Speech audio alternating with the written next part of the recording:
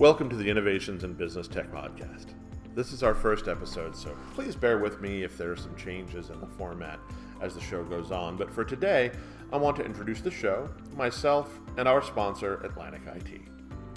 We will talk briefly about the mission statement of the show and then move on to our topic of the day, which is the Internet of Things for medical devices.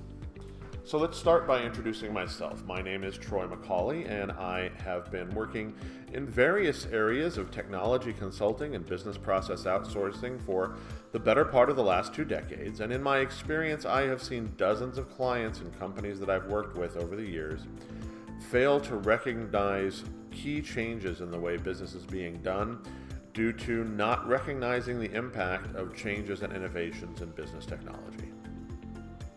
This show will try to help avoid that as we examine developing trends in technology usage, as well as the inevitable sea changes that occur when new technologies hit the ground.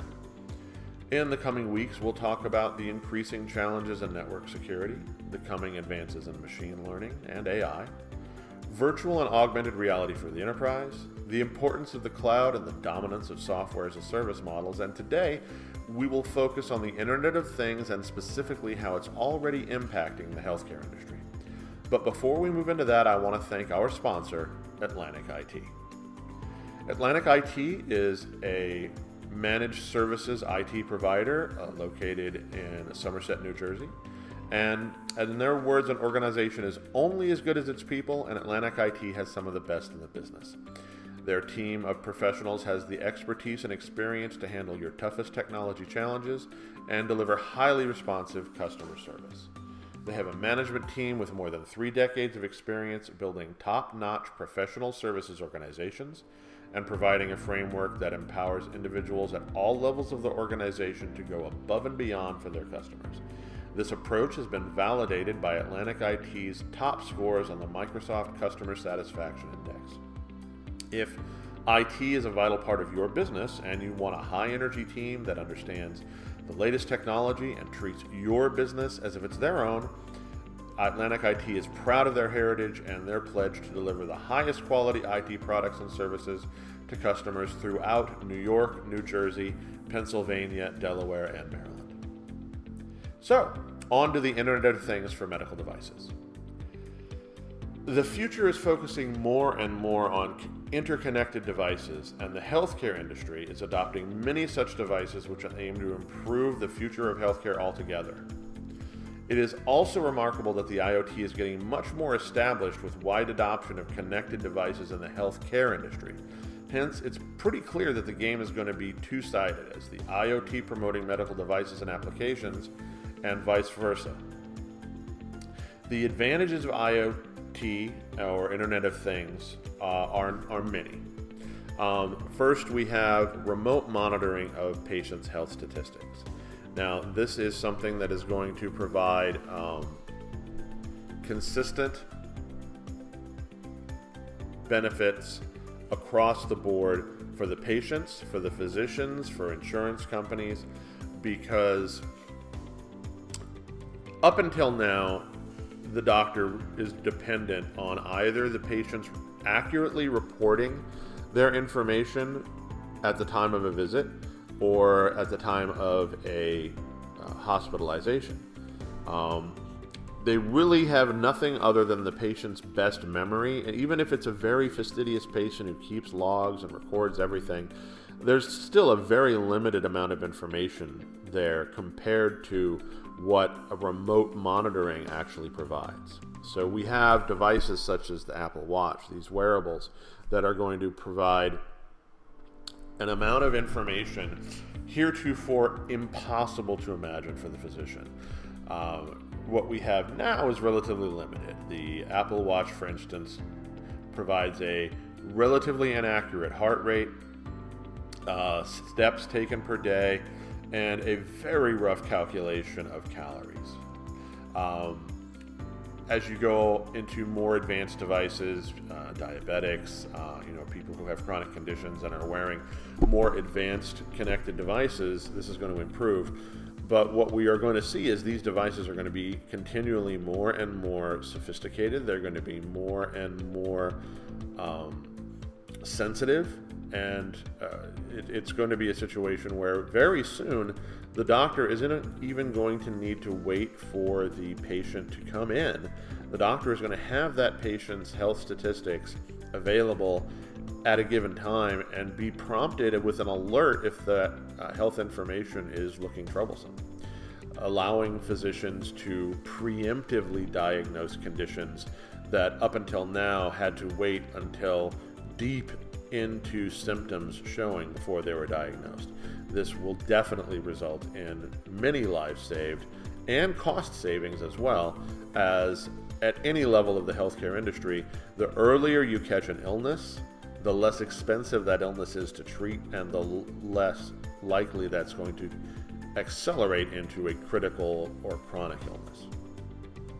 Another benefit is data analytics applications for clinicians and patients. So along with the access to data is going to be a profusion of applications that allow that information to be analyzed. Analyzed for the patient, analyzed for the doctor, analyzed for the insurance company, analyzed for the hospital. All of this analysis is going to provide a huge amount of data for big data applications to go through and more accurately determine trends and causation rather than just guessing at correlations in data patterns, and really being able to dial down into the actual causes of healthcare trends. And this is going to, again, provide better healthcare quality for the patients, lower costs for the hospitals and the physicians, and lower risk for the insurance companies. Another benefit is hospital asset management. So you have all of these incredibly expensive medical devices that are being utilized by a hospital, but right now, other than just manual logs being taken, they really have no idea how many of these devices are being used, how often they're being used, if they're being used effectively, how important they are. This type of asset management is going to allow them to cross-reference all the data being collected by all of these devices, and they'll be able to know if an individual device is being used every day, every week, every hour, and if it's being used in coordination with treatments that are more or less effective than other treatments with other devices. Again, it creates a huge amount of data that needs to be sorted through, but that's not so much a disadvantage as it's just an opportunity for companies and application developers to provide analysis of that information. Another advantage, and although it's also a challenge, is HIPAA-compliant data security. So all of these internet-compliant devices, all of these Internet of Things medical devices are going to be collecting patient data. So it's going to be absolutely critical to find ways to, one, anonymize that data when possible, two, to secure it when it's not possible, as HIPAA compliance is always one of the greatest challenges to any healthcare organization. Another real good benefit is predictive device maintenance. It's pretty much obvious that it's the same kind of thing where your car tells you it needs an oil change now as opposed to you having to wait to read the sticker. So the devices will do the same thing. They'll tell the clinician when a filter needs to be changed, when IV needs to be changed, whatever maintenance needs to be done, the device will be able to report, and the hospital or the physician or the device manufacturer will be able to know if that maintenance is being done. Another benefit of IoT is remote device configuration and tuning, and what this does, it allows the devices basically to tune themselves based on best practices, and it helps it just reduces the amount of training time that's necessary when you roll out a new device. You no longer need to worry that every single nurse is trained on exactly how to calibrate each and every piece of equipment. Now the nurse or tech can simply activate the device and it will tune itself based on the best practices of that individual hospital or that individual device manufacturer. And finally, the insurance companies are going to be able to more accurately predict risk based on all of this massive amount of data that's going to be coming in through any number of big data applications. And we're going to see over and over again that the insurance companies are going to have a better capability of Again, calculating risk based on actual data, not based on correlations and massive assumed data points. They're going to know exactly what types of individuals are actually having these types of illnesses that are causing high risk or are causing rates to increase, and they'll be able to hopefully focus better on how to provide early treatment to these patients so that these conditions do not develop into serious problems. So the risks and disadvantages, this first major risk goes along with that last benefit. The insurance company is also going to have access to a lot of information, and patients are going to be nervous that insurance companies are going to be seeking to target individual classifications or individual groups. Now, insurance companies already do this. This is the basis of underwriting. But right now, underwriting is based off of the collection of relatively anonymized information, and it's not real time. The only information they get right now is the information of diagnosis. These are diagnosed illnesses and these are claims. That's what they get. Once you have these Internet of Things devices, they're now going to have access to just basic lifestyle information of their covered, of the insurance policyholders. And so now they're going to be able to theoretically make rate changes just based off of lifestyle, and using lifestyle much more proactively to determine risk and determine rates. It's possible that this could end up in the consumer's benefit, but most people tend to think that insurance companies are not going to be magnanimous in their use of this information. So it really falls to regulators in this particular instance, either with the insurance companies to regulate themselves so that they can avoid the onus of government regulation, or government regulation to make sure that the patient's information is not abused.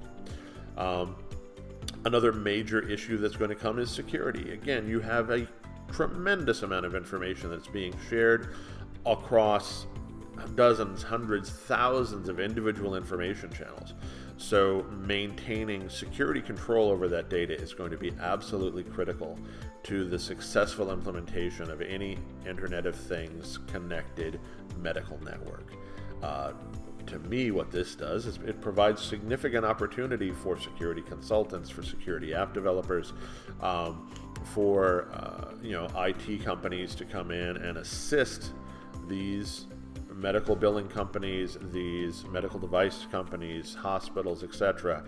Provide them with the expert assistance to make sure that all of this information that's flying through their individual facilities back and forth from their patients, all across tens of thousands of individual connected devices across the country, doesn't turn into a massive liability of patient data or violations of HIPAA compliance. Another disadvantage is complexity. These devices are theoretically intended to be simpler, but there is an added level of complexity when you add an Internet of Things component to it.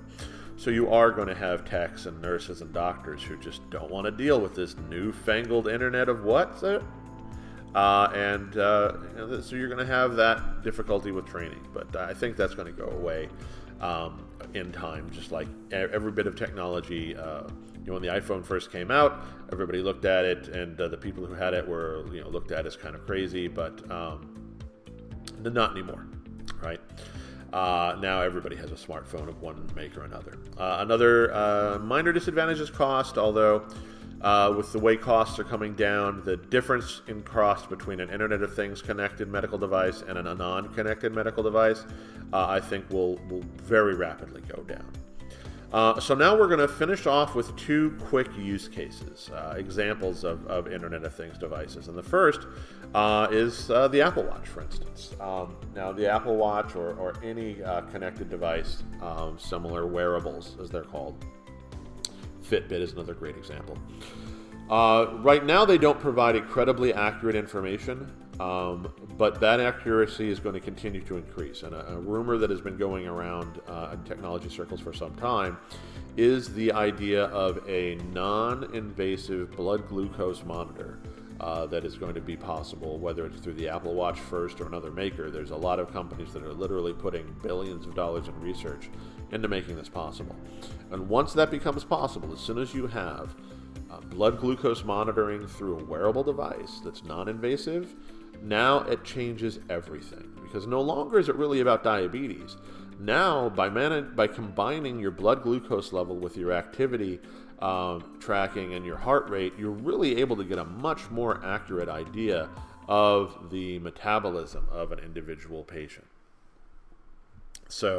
or individual user. And this is going to make things significantly better across the board for dietitians, for physicians, for individuals. It's far more widely usable than just with people who have diabetes, because blood glucose is one of the key indicators of your overall metabolic rate. What is your blood glucose level at any moment? Is it low? Is it high? Is it low and you have a high heart rate? There's so many ways that it can be combined. And once that becomes possible, that information is going to be available. You go to your doctor, the doctor knows, what's your blood glucose level been? Are you pre-diabetic? Are you, hypoglycemic? Are you, maintaining an appropriate diet? So these things are going to be, the number of applications that go along with this are just going to be absolutely overwhelming, both for patients and physicians and application developers. So that I think is really one of the best examples of how it becomes heavily consumer driven. Another example of a medically connected device in the consumer side of things that's going to be in the home is an advanced CPAP machine combined with a wearable peripheral that would be able to monitor heart rate, blood pressure, etc. So I use a CPAP when I sleep, and it helps me get a good night's rest, and it's great. But it guesses. It doesn't really know what level of pressure I need. It doesn't have any idea how to monitor or maintain my pressure. So very often, I may or may not get the best night's sleep. An advanced Internet of Things connected CPAP machine will always know exactly what's the right pressure. When does it start? When does it stop? How does it best assist me in sleeping? It'll be able to, monitor my heart rate, monitor my blood pressure, know when I'm going into beginning of a sleep cycle, when I'm coming out of a sleep cycle. And it will just be an infinitely more effective device at its primary job. On top of that, it will also be collecting all this information so that my physician will have a much better idea of my personal health, my personal sleep schedule. It'll know how many hours a night am I sleeping? Am I sleeping deeply? Am I not sleeping deeply? And it will actually be able to alert my physician if my sleep patterns or my blood pressure or my heart rate at any time start to indicate some sort of chronic condition. So I think that type of device is going to allow, not only will it allow better coverage and usage for the individual and for the patient, but it should allow, again, insurance companies to be able to drive preventative care, which is the best way to keep insurance rates low. The best way to keep insurance rates low is to keep as many insured healthy as possible so that the risk is spread throughout the pool. And these type of devices are, I think, the best way to move towards that. So, that's a brief understanding of how Internet of Things is kind of coming into the healthcare industry. I hope that everyone found this information useful. I am going to have some additional deep dive information in the show notes, and I would really appreciate feedback from anyone. Let me know how I'm doing. I'll take constructive criticism, harsh criticism, compliments, anything anyone can give.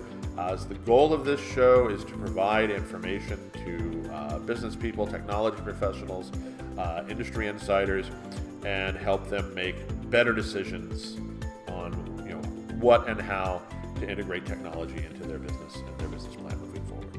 So thank you again for joining me on this first episode. I look forward to many more, and I really look forward to hearing the feedback of our audience as it continues to grow. Thank you.